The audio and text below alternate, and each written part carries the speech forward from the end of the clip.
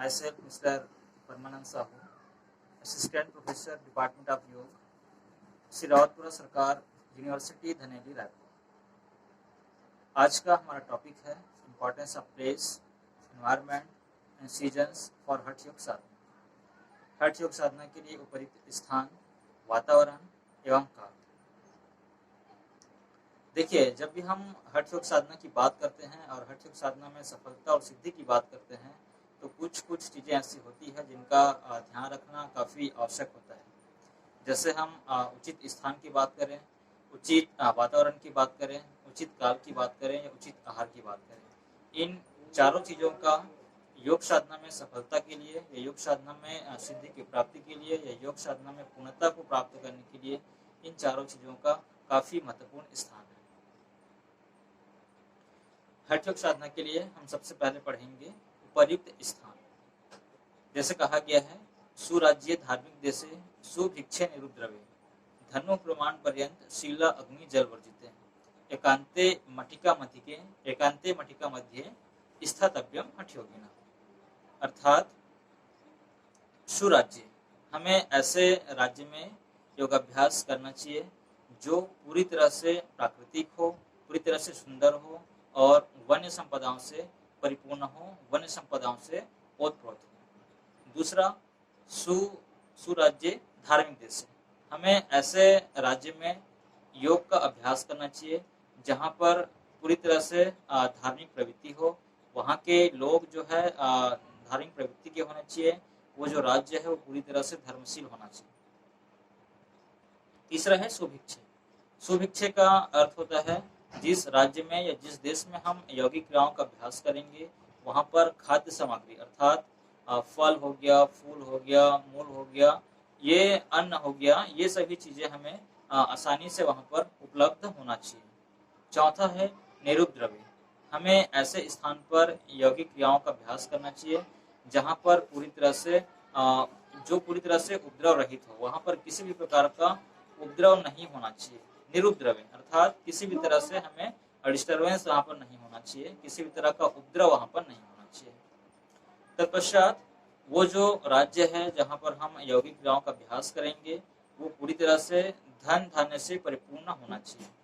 ऐसे स्थान पर, ऐसे एकांत स्थान पर हमें हठ योग का अभ्यास करना चाहिए जिसके 4 हाथ प्रमाण की दूरी तक चारों ओर से पत्थर, अग्नि और जल नहीं होना चाहिए।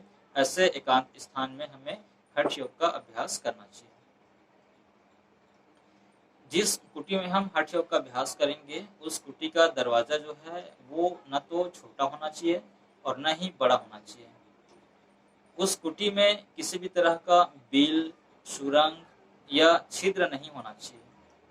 जिस स्थान पर हम यौगिक क्रियाओं का अभ्यास करेंगे वो स्थान पूरी तरह से समतल होना चाहिए,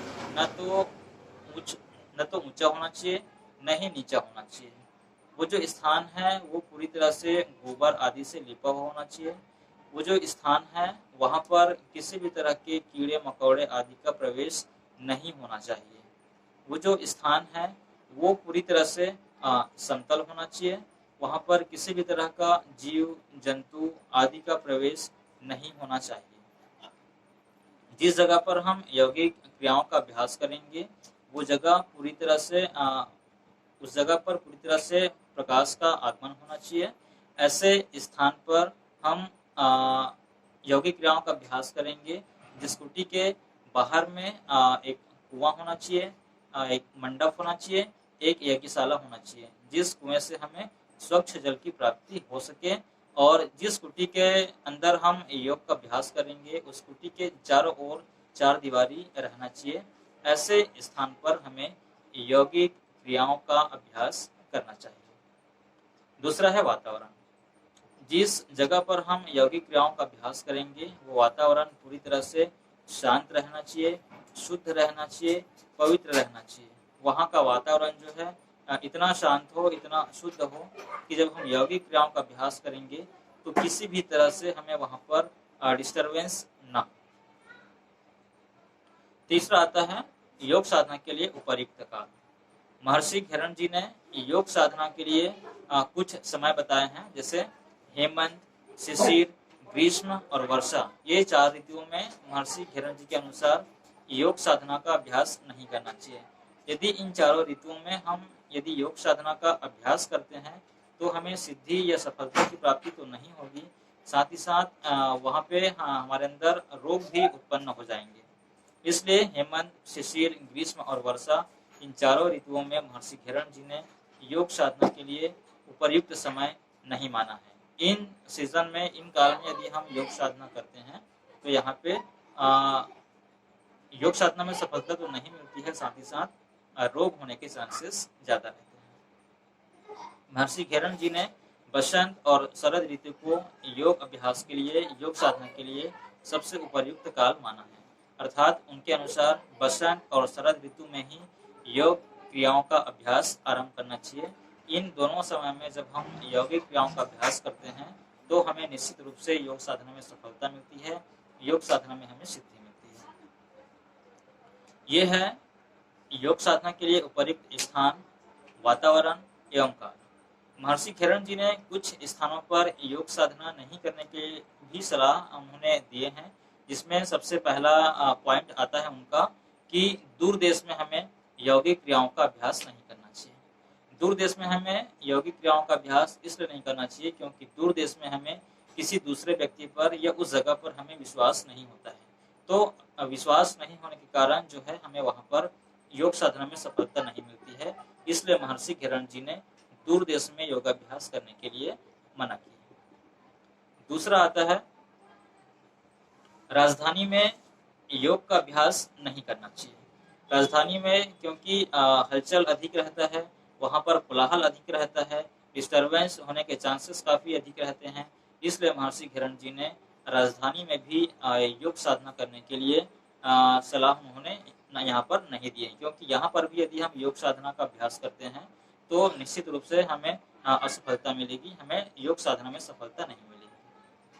तीसरा है जंगल के बीच में महर्षि घेरन जी के अनुसार योग साधना का अभ्यास नहीं करना चाहिए, क्योंकि जब हम जंगल के बीच में योग साधना का अभ्यास करते हैं तो वहाँ पर हम अपने आप को असुरक्षित महसूस करते हैं। यदि हम जंगल में योग साधना का अभ्यास कर रहे हैं तो ये वहाँ पे चांसेस रहता है कि कोई जंगली जानवर या पशु पक्षी या सर्प हो गया, बिच्छू हो गया, हो सकता है हमें आके काट दें।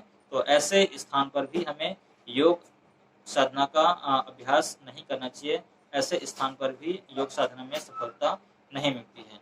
अर्थात दूर देश में, जंगल के बीच में और राजधानी में योग साधना का अभ्यास महर्षि घेरन जी के अनुसार नहीं करना चाहिए। Thank you.